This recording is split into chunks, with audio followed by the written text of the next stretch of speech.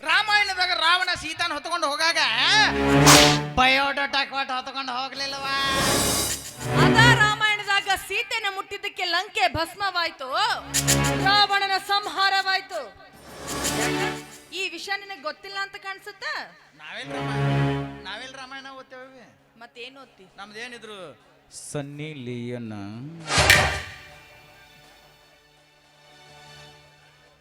ಒಟ್ಟು 5 ನಿಮಿಷದ ವಿಡಿಯೋದ ಮಂದಿನ ಐತ್ ನೋಡಿ ಒಟ್ಟು. ಹೌದು, ನಮ್ಮ ಮನೆಗೆ ಯಾಕೆ ಬಂದಿದ್ಯಾ? ಕೆಲಸ ತಳವೇ ನೀನಂತಕ್ಕ. ನೋಡು, ನನ್ನ ಮನೆ ಬಾಗಿಲಿಗೆ ಬಂದ ಭಿಕ್ಷುಕ ಹೊರಟೋ ಮೊದಲಿನಿಂದ. ನಾ ಭಿಕ್ಷುಕ? ಹೌದು. ಮತ್ ನೀ ಎಲ್ಲಿಗೆ ಹೋಗಿದ್ದಿ? ದೇವಸ್ಥಾನಕ್ಕೆ ಹೋಗಿದ್ದೆ. ಅಲ್ಲಿ ಯಾಕೆ ಹೋಗಿದ್ದಿ? ನಮ್ಗೆ ಸಿರಿ ಸಂಪತ್ತನ್ನ ಕೊಟ್ಟು ಕಾಪಾಡು ದೇವ್ರಿ ಅಂತ ಬೇಡ್ಕೊಂಡ್ ಬರೋದಕ್ಕೆ.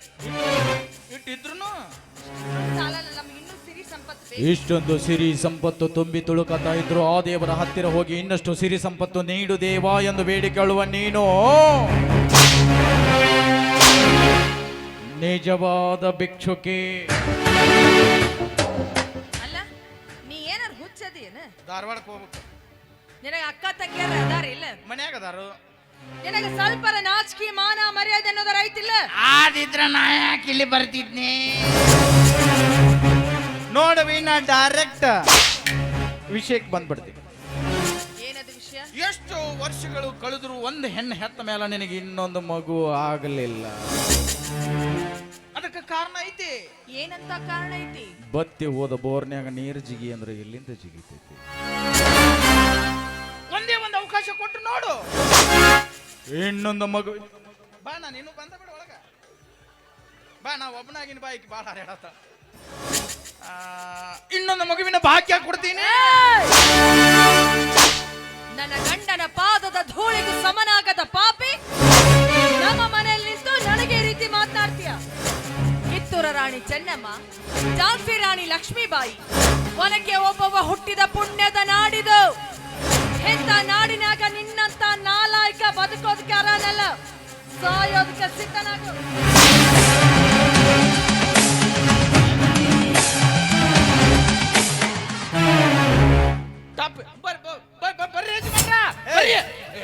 ಏನು ಸುಮಾರದಾಡ್ರಿ ಅಕ್ಕ? ಪಾರ್ವತಿ, ಅಕ್ಕ ನಿನಗೊಮ್ಮೆ ಪಾರ್ವತಿ, ಏನೇ ಇದು? ನಿನ್ ಕೈಲಿ ಪಿಸ್ತೂಲು ಅಲ್ಲ ಕಣೆ. ಮನೆಗೆ ಬಂದ ಅತಿಥಿಗಳಿಗೆ ಅನ್ನ ನೀರು ಕೊಟ್ಟು ಸತ್ಕರಿಸುವ ಸಂಸ್ಕಾರವಂತ ಸದ್ಗೃಹಿಣಿಯ ಕೈಯಲ್ಲಿ ಪಿಸ್ತೂಲು. ಏನ್ ಅನ್ನ ನೀರ ಕೊಡ್ತಾಡ್ರಿ? ಮನ್ಯಾಗ ಯಾರು ಇಲ್ಲ. ಇದು ಸಮಯದಾಗ ಸರಸ ಆಡೋನ್ ಬಾ, ಇಲ್ಲಿಕಂದ್ರೆ ನೀನು ಗುಂಡಿಟ್ಟು ಬಾ.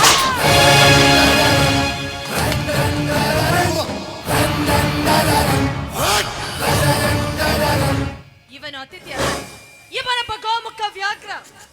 ಇವನ ದೇಹ ಸೀಳಿ ಇವನ ರಕ್ತದ ಬೋಕಳೆ ಆಡ್ತೀನಿ. ಹೊಟ್ಟಿಗೆ ಏನಾರ ತಿಂತೀನಿ. ಪಾರ್ವತಿ,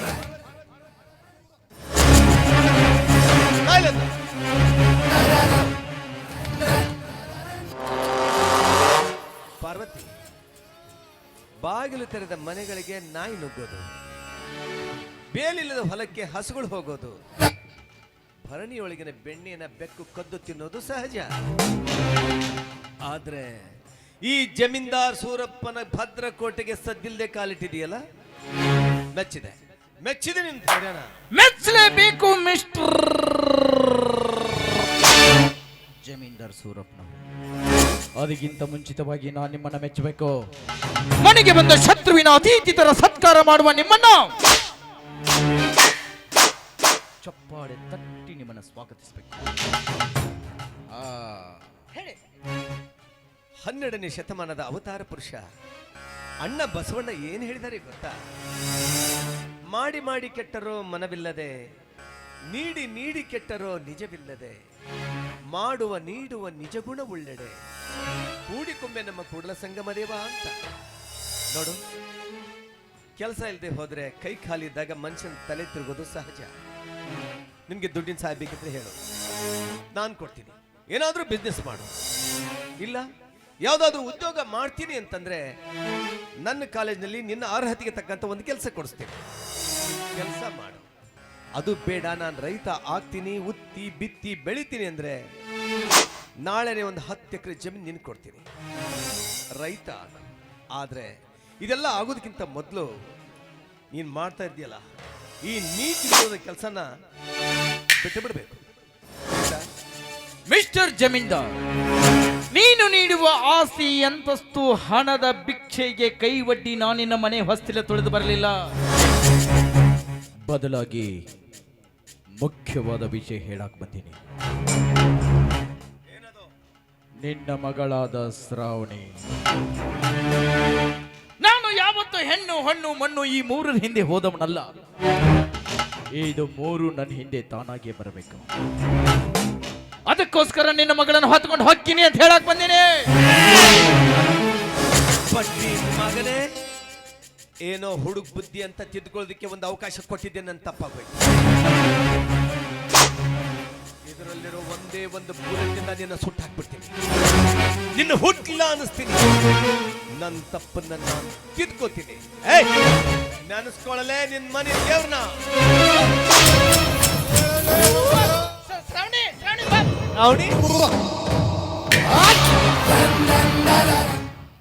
ಕಂತ್ರಿ ಕುತಂತ್ರ ಮಾಡಿ ಓಡಿ ಹೋಗ್ಬಿಟ್ಟ.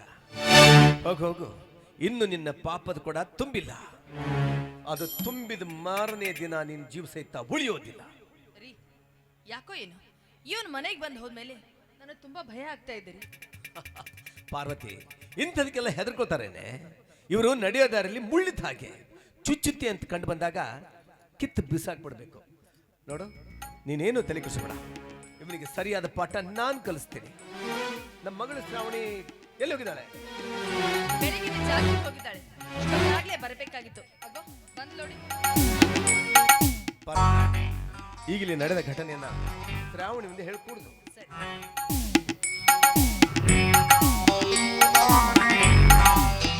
High dad, good morning. Good morning. Shravani, ಏನಮ್ಮ ಜಾಗಿಂಗ್ ಹೋದವಳು ಇಷ್ಟೊಂದು ಲೇಟ್ ಆಗಿ ಬರೋದು?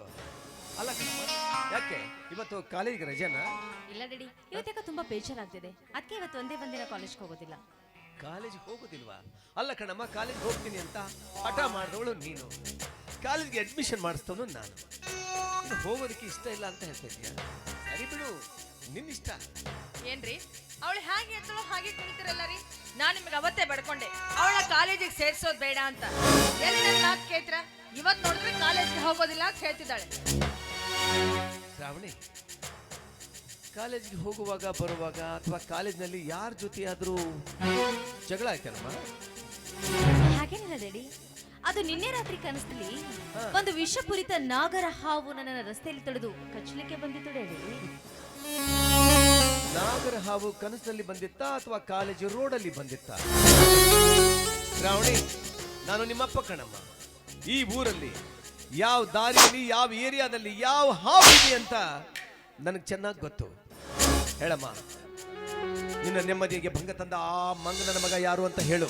ಹುಟ್ಟಿಲ್ಲ ಅನ್ಸ್ಬಿಡ್ತೀನಿ, ಹೇಳು. ನೋಡು, ನಿನಗೆ ನಾಳೆನೆ ಕಾಲೇಜಿಗೆ ಹೋಗೋದಕ್ಕೆ ಸೆಕ್ಯೂರಿಟಿ ಅರೇಂಜ್ ಮಾಡ್ತೀನಿ, ಆಯ್ತಾ? ಅವನ್ ಯಾರಂತ ಹೇಳಮ್ಮ. ಆ ಮುಳ್ಳನ್ನ ಚಿಕ್ಕದಿರುವಾಗಲೇ ಕಿತ್ತಿ ಬಿಸಾಕಬೇಕು. ಇಲ್ಲದಿದ್ರೆ ಮುಂದೆ ದಾರಿಯಲ್ಲಿ ಓಡಾಡೋರಿಗೆ ತುಂಬಾ ತೊಂದರೆ ಆಗುತ್ತೆ.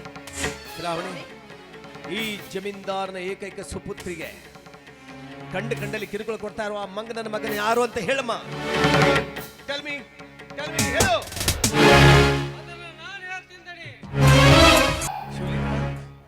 ಶಿವಲಿಂಗ, ಈ ವಿಷಯ ನಿನಗ್ ಗೊತ್ತಾ ಅಥವಾ ಏನು ಭವಿಷ್ಯ ಹೇಳ್ತಾ ಇದೀಯ ನೀನು?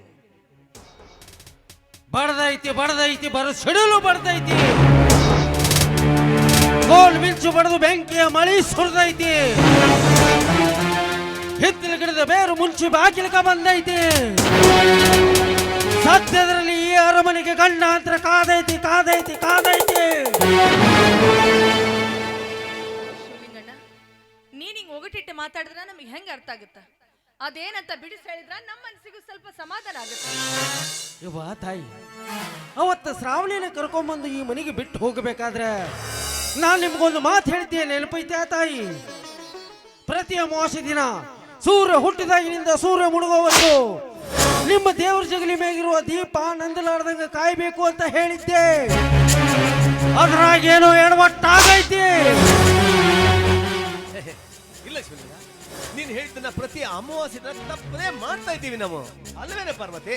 ಇಲ್ಲ ರೀ, ಈ ಅಮಾಸಿಗೆ ದೀಪ ಹಾಕಕ್ ಆಗ್ಲಿಲ್ಲ. ಪಾರ್ವತಿ, ಯಾಕೆ ತಾಯಿ ಈ ಅಮಾಸೆಗೆ ಯಾಕೆ ಪಾಲ್ಸಕ್ ಆಗ್ಲಿಲ್ಲ? ಯಾಕಂದ್ರೆ ಮನ್ಯಾಗ ಹೆಣ್ಮಕ್ಳು ಯಾರು ಸುದ್ದಿದ್ದಿಲ್ಲ. ಅವರ ಎಂತ ದೊಡ್ಡ ತಪ್ಪು ಮಾಡ್ಬಿಟ್ರಿ. ನೀವು ಶುದ್ಧಿ ಇರ್ಲಿಲ್ಲ ಅಂದ್ರೆ ಏನಾಗಿತ್ತು? ಕಳೆಯರಿದ್ರಲ್ಲ, ಅವ್ರಿಗೊಂದು ಮಾತು ಹೇಳ್ಬೇಕಾಗಿತ್ತು. ಇಲ್ಲ ಮನೆಯಾಗ ಇಷ್ಟೆಲ್ಲ ಆಳುಗಳದಾರ, ಅವ್ರ ಕೈಲಿ ಮಾಡಿಸ್ಬೇಕಾಗಿತ್ತು. ಇಲ್ಲ ಒಂದು ಮಾತು ನನಗೆ ಹೇಳಿದ್ರ ನಾನೇನಾದ್ರೂ ಉಪಾಯ ಹೇಳ್ತಿದ್ದಲ್ಲ. ಅವರ ಈಗ ನೀವು ತಿಳಿದೋ ತಿಳಿಲಾರ್ದು ದೊಡ್ಡ ತಪ್ಪು ಮಾಡ್ಬಿಟ್ರಿ ತಾಯಿ, ದೊಡ್ಡ ತಪ್ಪು ಮಾಡ್ಬಿಟ್ರಿ. ಶಿವಲಿಂಗ, ಆ ದೀಪಕ್ಕೂ ನೀನ್ ಹೇಳ್ತಾರೋ ಈ ವಿಷಯಕ್ಕೂ ಏನೋ ಸಂಬಂಧ ಐತಿ ಧಣಿ. ಶ್ರಾವಣಿ ಜಾತಕದಾಗ ದೋಷ ಇದ್ದು ನನಗೆ ತಿಳಿದಿತ್ತು. ಅದಕ್ಕೆ ಆ ಮಹಾತಾಯಿ ಕಾಳಿಕಾದೇವಿ ಆಜ್ಞೆಯಂಗ ನಿಮಗೆ ದೀಪ ಕಾಯಕ್ ಹೇಳಿದ್ದೆ. ನೀವು ಹಗಲತ್ತಿ ಇಲ್ಲಿ ದೀಪ ಕಾದ್ರೆ ನಾನು ರಾತ್ರಿ ಹೊತ್ತು ಸುಡುಗಾಡ್ನ್ಯಾಗ ಊಟ ನೀರು ಬಿಟ್ಟು ಹಕ್ಕಿ ಪಳ ಕಟ್ಟಿ ದೋಷ ಕಳಿತಾ ಇದ್ದೆ. ಈಗಿದ್ರಾಗ ಎಡವಟ್ಟಾಗೈತೆ ಅಂದಾಗ ಅನಾಹುತ ಕಟ್ಟಿಟ್ಟ ಬುದ್ಧಿ. ಇದರಿಂದ ಪಾರಾಗೋದಕ್ಕೆ ನಮ್ಮ ಬೇರೆ ದಾರಿನೇ ಇಲ್ವೇನಣ್ಣ? ಐತಿ ತಾಯಿ, ಒಂದು ದಾರಿ ಐತಿ. ಹೇಳು ಹೇಳು ಶಿವಲಿಂಗ, ಅದೇನಂತ ಹೇಳು. ಚಿಟ್ಕೆ ಹೊಡೆಯುವಷ್ಟಲ್ಲಿ ಮಾಡಿ ಮುಗಿಸ್ತೀನಿ, ಅದೇನು ಅಂತ ಹೇಳು. ಧಣಿ, ಆದಷ್ಟು ಬೇಗ ಈ ಅರಮನೆಗೆ ಒಂದು ಮಂಗಲ ಕಾರ್ಯ ಆಗ್ಬೇಕ್ರಿ ಅಪ್ಪ. ಅಂದ್ರೆ ನಮ್ಮ ಶ್ರಾವಣಿಗೆ ಒಬ್ಬ ಉತ್ತಮವಾದ ವರ ಹುಡುಕಿ ಅವಳ ಮದುವೆ ಮಾಡಿ ಮುಗಿಸ್ಬಿಡ್ಬೇಕ್ರಿ ಅಪ್ಪ.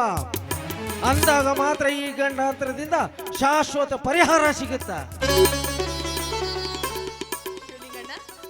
ಎಂತ ಸಿಹಿ ಸುದ್ದಿ ಹೇಳಿದೆ ನೀನು.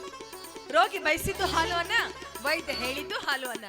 ರೀ, ಹೇಗಿದ್ರು ಫ್ಯಾಕ್ಟರಿಯಲ್ಲಿ ಮೀಟಿಂಗ್ ಇದೆ ತಾನೆ, ಆದಷ್ಟು ಬೇಗ ನಮ್ಮ ಶ್ರಾವಣಿ ಮದುವೆ ವಿಷಯನ ಅಲ್ಲಿ ಪ್ರಸ್ತಾಪ ಮಾಡಿ. ಏ ದಡ್ಡಿ, ಈ ವಿಷಯ ಫ್ಯಾಕ್ಟ್ರಿ ಮೀಟಿಂಗ್ ಇಟ್ಟು ಚರ್ಚೆ ಮಾಡೋದೇನೆ ಅಲ್ಲ. ಇಷ್ಟು ಬೇಗ ಮಾಡಿ ಮುಗಿಸೋದಕ್ಕೆ ಅದನ್ನ ಬೊಂಬೆ ಮದುವೆ ಅಂತ ತಿಳ್ಕೊಂಡಿದ್ಯಾ ನೀನು?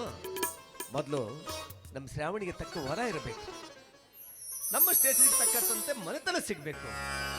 ನಮ್ಮ ಶ್ರಾವಣಿ ಮದುವೆ ರಾಜ್ಯದ ಇತಿಹಾಸದಲ್ಲಿ ಹಿಂದೂ ಆಗಿರಬಾರ್ದು, ಮುಂದೆ ಆಗ್ಲೂಬಾರ್ದು, ಆ ರೀತಿ ಆಗ್ಬೇಕು.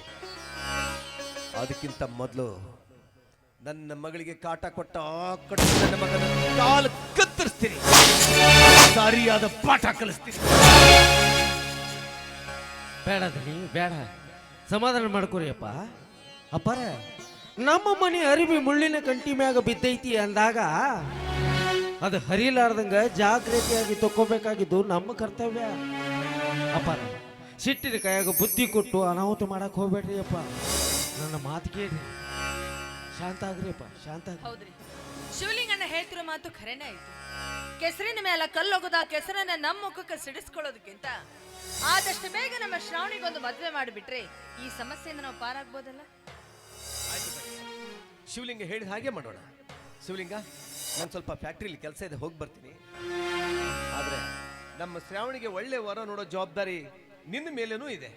ಪ್ರಯತ್ನ ಪಡ್ತೀನಿ, ಮರಿಬೇಡ.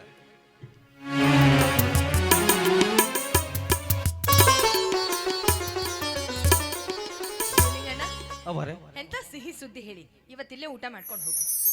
ಬ್ಯಾಡ್ರಿ ಅವ, ಯಾಕೋ ನನ್ನ ಹೊಟ್ಟೆ ಹಸ್ತಿಲ್ಲ. ಅದು ಏನು ಕೊಡ್ಬೇಕಂತ ಮಾಡಿರೋ ಜೋಳಿಗೆ ನೀಡ್ಬಿಡ್ರಿ ತಾಯಿ.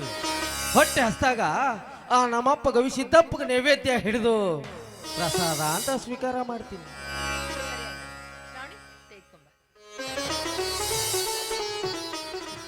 ಶಿವಲಿಂಗಣ್ಣ, ನನ್ನ ಮಗಳಿಗೆ ಒಳ್ಳೆ ವರ ಹುಡ್ಕೋ ಜವಾಬ್ದಾರಿ ನಿನ್ನ ತಲೆ ಮೇಲೂ ಐತೆ. ಪ್ರಯತ್ನ ಪಡ್ತೀನಿ ತಾಯಿ. ಯವ್ವ, ನಾನು ಇಷ್ಟೊತ್ತಕ ಹೇಳಿರೋ ಮಾತು ತಿರಸ್ಕಾರ ಮಾಡಕ್ ಹೋಗ್ಬೇಡ್ರಿ ತಾಯಿ. ಆದಷ್ಟು ಬೇಗ ನಮ್ಮ ಶ್ರಾವಣಿಯ ಮದುವೆ ಆಗಿಬಿಡ್ಬೇಕ್ರಿ ಯವ್ವ. ಅದು ಬೇಗನೆ ಆಗುವಂಗ ನೋಡ್ಕೊಳ್ಳೋ ಜವಾಬ್ದಾರಿ ನಿಮ್ಗ ಕೊಡೈತಿ ತಾಯಿ. ನನ್ನ ಮಗಳ ಮದ್ವೆ ಮಾಡಬೇಕು, ನನ್ನ ಮಗಳ ತಲೆ ಮೇಲೆ 4 ಅಕ್ಷತೆಗಳು ಹಾಕ್ಬೇಕೆನ್ನೋ ಆಸೆ ನನಗೂ ಇದೆ. ನೋಡು, ನನ್ನ ಮಗಳಿಗೆ ಒಳ್ಳೇದಾಗತ್ತಂದ್ರ ನೀ ಎಂತ ಕೆಲಸ ಹೇಳಿದ್ರು ನಾವು ಮಾಡ್ತೀವಿ, ಆಯ್ತು? ಸಂತೋಷ ತಾಯಿ, ಸಂತೋಷ. ಕೊಡ್ರಿ ಅವ್ವ. ಶ್ರಾವಣಿ, ನಾನಿನ್ ಹೋಗ್ಬರ್ಲ ಅವ್ವ? ಶ್ರಾವಣಿ, ನಾನು ನಿನಗೊಂದು ಮಾತು ಹೇಳ್ತೀನಿ, ಬೇಸರ ಮಾಡ್ಕೋಬೇಡ. ಹೂವಿರುವಲ್ಲಿ ದುಂಬಿಗಳು ಬರೋದು ಸಹಜ. ಮುಳ್ಳ ಬೇಲಿ ಮ್ಯಾಲ ಸೀರಿ ಬಿದ್ರು, ಸೀರಿ ಮ್ಯಾಲ ಮುಳ್ಳ ಬಿದ್ರು ಹರಿಯೋದು ಸೀರಿನ ಮಗಳ. ಹೆಣ್ಣಿನ ಜೀವನ ಅಂದ್ರ ಮುಳ್ಳು ದೇವಿ ಇದ್ದಂಗ. ನೋಡು, ನಿನ್ನ ತಂದೆ ತಾಯಿಗಳ ಮಾನ ಮರ್ಯಾದೆ ಕಾಪಾಡೋ ಜವಾಬ್ದಾರಿ ನಿನ್ನ ಕೈಯಲ್ಲೇ ಇದೆ. ನಾನು ಈ ರೀತಿ ಮಾತಾಡಿದೆ ಅಂತ ಮನಸ್ಸಿಗೆ ಬೇಸರ ಮಾಡ್ಕೋಬೇಡ.